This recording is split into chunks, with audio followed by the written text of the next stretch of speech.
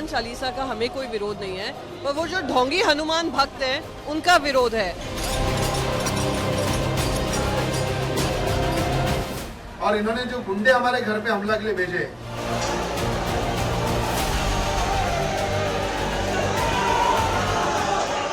ये कोई बाहर की व्यक्ति आकर मातोश्री में बोलने की भाषा करेगी तो शिवसैनिक चुप बैठेंगे क्या?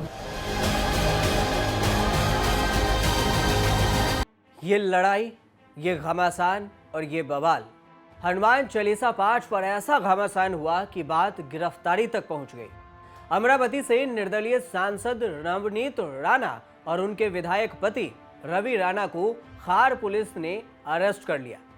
दोनों के खिलाफ अपने बयान से धर्म जाति के आधार पर नफरत फैलाने का आरोप है। इधर देर रात दोनों से मिलने खार पुलिस स्टेशन पहुंचे बीजेपी नेता किरीट सोमैया की कार पर शिवसेना कार्यकर्ताओं ने पथराव कर दिया। सोमैया खार पुलिस स्टेशन से निकल रहे थे, उसी दौरान उन पर हमला हुआ।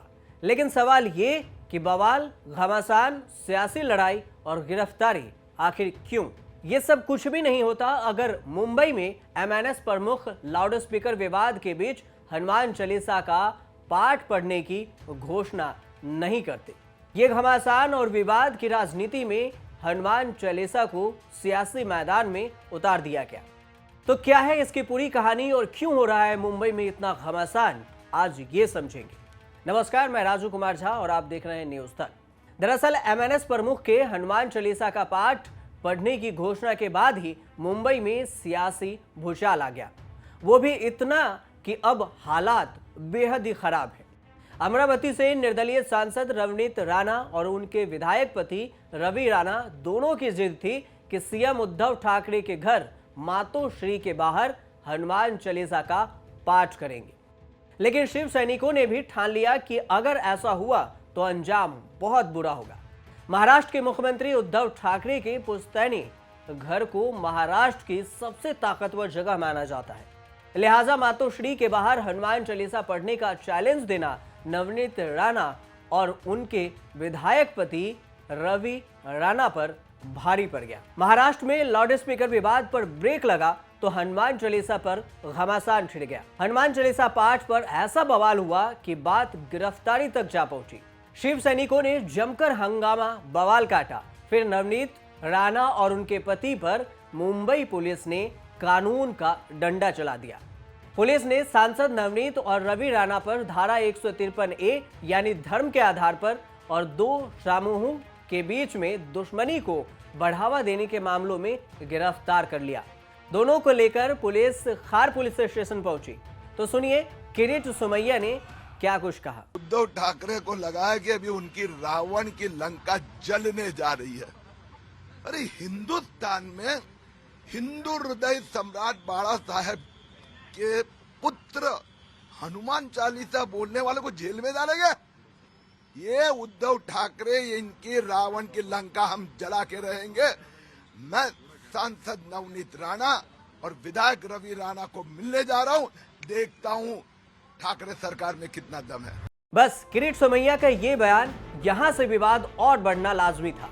विवाद चालीसा का उद्घाटन अगर रवनीत राणा ने किया तो उसका समापन करने की जिम्मेदारी शिवसेना ने मानो अपने सैनिकों को दे दी। हालात ये हो गए कि 23 अप्रैल को पूरे दिन मातोश्री के बाहर बवाल होता रहा। इन सब के बीच नवनीत राणा और उनके पति रवि राणा को हिरासत में लेकर पुलिस शाम करीब 5:30 बजे खार पुलिस स्टेशन चली गई। ऐसी कार्रवाई को लेकर कई सवाल उठ रहे हैं, लेकिन उनके वकील का क्या कहना है, ये सुनिए। मेरे क्लाइंट्स का बोलना यह है कि अरेस्ट जो है वो गैर कानूनी है, इलीगल है, अनकॉन्स्टिट्यूशनल है। सुप्रीम कोर्ट के कानून के तहत सेक्शन 41A की नोटिस जो है वो इंस्टीट्यूशन ऑफ केस की तारीख से 14 दिन के अंदर अंदर उनको देनी चाहिए। वो सेक्शन 41A की नोटिस उनको नहीं दी गई। 41A की नोटिस देने पर आरोपी का फर्ज बनता है कि वो पुलिस स्टेशन में आके इन्वेस्टिगेशन में कोऑपरेट करे। अगर वो कोऑपरेट नहीं करता है तो उसको आप अरेस्ट कर सकते हो। ऐसी कोई चार्ज उसके खिलाफ थी नहीं नॉन कोऑपरेशन की। एक दिन पहले ही नवनीत राणा को वाई कैटेगरी सुरक्षा मिली थी। गिरफ्तारी के वक्त नवनीत राणा के साथ उनके वाई कैटेगरी में शामिल सुरक्षा कर्मी भी थे। खार थाने पहुंचे पुलिस ने खार स्टेशन में नवनीत राणा और रवि राणा का मेडिकल टेस्ट करवाया। फिर पूरी रात थाने में दोनों ने गुजारी, लेकिन पहले सांसद रवनीत राणा और उनके पति की गिरफ्तारी की गई। फिर किरीट सोमैया पर खास पुलिस स्टेशन के बाहर पर पत्थरबाजी यानी हमला हुआ। आखिर में देर रात तक खार और बांद्रा पुलिस स्टेशन के बाहर शिवसेना बीजेपी कार्यकर्ताओं का हंगामा बवाल हुआ। हनुमान चालीसा की सियासी लड़ाई का अंजाम यहां तक पहुंच गया कि शिव सैनिक इतने गुस्से से भरे थे कि उन्होंने बीती रात खार पुलिस स्टेशन के सामने ही किरीट सोमैया पर हमला बोल दिया।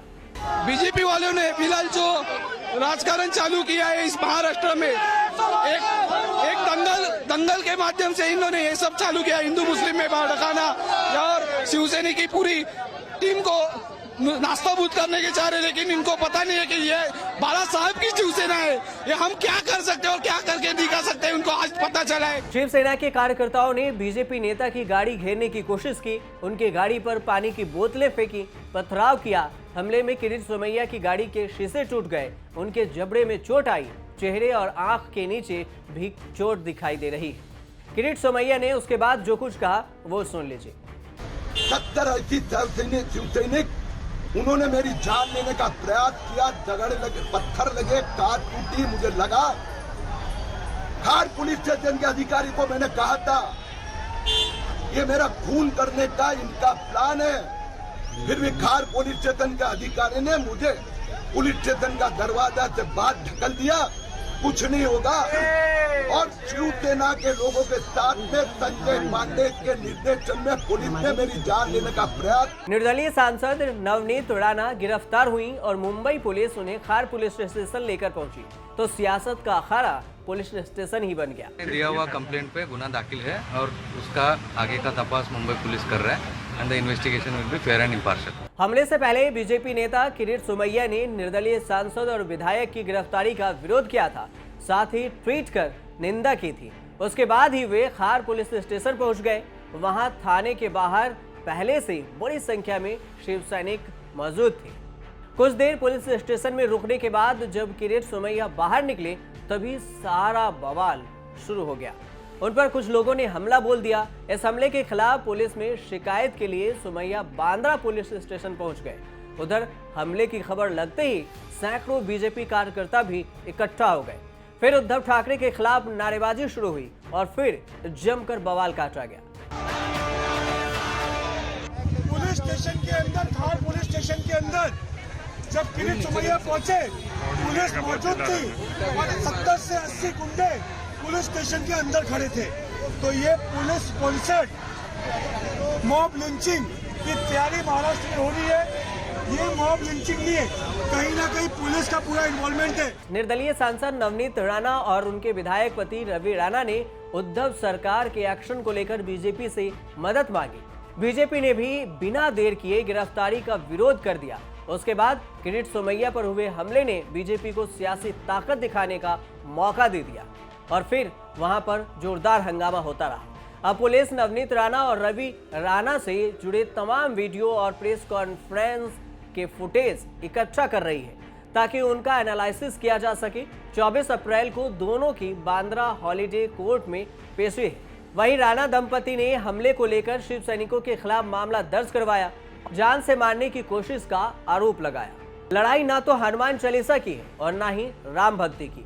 ये जंग महाराष्ट्र की सत्ता की है, जिसके करीब आकर भी बीजेपी दूर रह गई और दूर रहकर भी गद्दी पर चढ़ने के लिए उद्धव ठाकरे ने धूर विरोधी विचारधारा वाली पार्टी के साथ गठबंधन कर लिया। अब बीजेपी हाथ से फिसली सत्ता को दोबारा हथियाने के फिराक में है, तो उद्धव किसी भी जतन से सत्ता बचाए रखने की जद्दोजहद में लगे हुए हैं।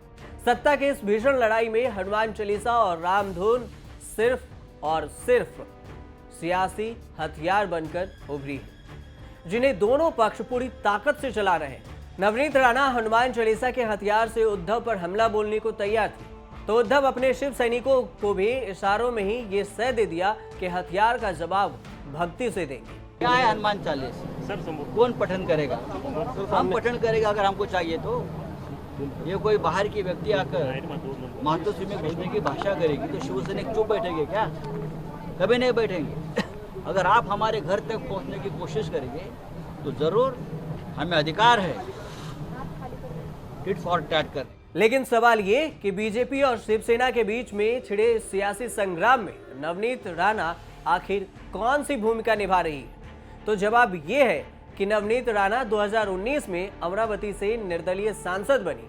नवनीत राणा के पति रवि राणा भी निर्दलीय विधायक हैं, लेकिन देवेंद्र फडणवीस के करीबी माने जाते हैं। 2019 चुनाव के बाद रवि राणा ने बीजेपी के लिए निर्दलियों और छोटे दल का समर्थन जुटाने की कोशिश की थी। 2019 में ही राणा दंपति ने अमित शाह से मुलाकात की थी।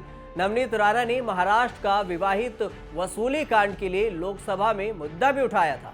इसके अलावा नवनीत राणा लोकसभा अध्यक्ष से शिवसेना सांसद अरविंद सावंत की शिकायत भी कर चुके हैं। शिवसेना को ये बहुत बड़ी अपॉर्चुनिटी थी कि शिवसेना हिंदुत्व को साथ में ले, लेकिन शरद चंद्र जी पवार, कांग्रेस वाले, इनका जो सूडो सेक्युलरिज्म है और सरकार बचाने के लिए कॉमन मिनिमम प्रोग्राम में उन्होंने जो सूडो सेक्युलरिज्म लिया है, उनको बुरा नहीं लगना चाहिए। इसलिए शिवसेना नवनीत राणा और रवि राणा को हनुमान चालीसा पढ़ने से मातोश्री पे रोक रही। बीजेपी की ये कोशिश है कि अगर 5 साल से पहले कुछ नहीं हो पाया तो कम से कम अगले चुनाव तक उद्धव की छवि हिंदू विरोधी बना दी जाए। और नवनीत राणा बीजेपी का काम आसान कर रहे हैं। पूर्व सीएम देवेंद्र फडणवीस ने कहा कि यह मुंबई और महाराष्ट्र में कानून और व्यवस्था की स्थिति का सबसे बड़ा पतन है। पूर्व मुख्यमंत्री देवेंद्र फडणवीस की पत्नी अमृता फडणवीस ने सोमैया पर हमले को लेकर प्रतिक्रिया दी। उन्होंने ट्वीट किया और उद्धव ठाकरे को उपद्रवी ठरकी कह दिया। नवनीत नाम सुन के क्या लगा? फ्लावर है? फ्लावर नहीं, फायर है। क्या? फायर। लेकिन नवनीत राणा कौर को फ्लावर समझना शिवसेना के लिए फायर साबित हुआ। नवनीत राणा कौर एक ऐसी निर्दलीय नेता है जो उद्धव ठाकरे की सियासत को अब मुंबई में हिलाने में कामयाब रह रही है। और ऐसा दिख रहा है कि मुंबई सरकार को जड़ से हिलाने की पुरजोर कोशिश नवनीत राणा कौर कर रही। अब देखना होगा कि मुंबई की सियासत में आगे क्या हो सकता है, क्योंकि नवनीत राणा कौर फिल्मी एक्ट्रेस रह चुकी है और 2011 में अमरावती के बदनेरा से विधायक रवि राणा से सामूहिक विवाह मंडप समूह में किया था। उस मंडप पर 2100 से ज्यादा जोड़ों की शादियां हुई थी। नवनीत के पति रवि राणा योग गुरु बाबा रामदेव के रिश्ते में भतीजे हैं।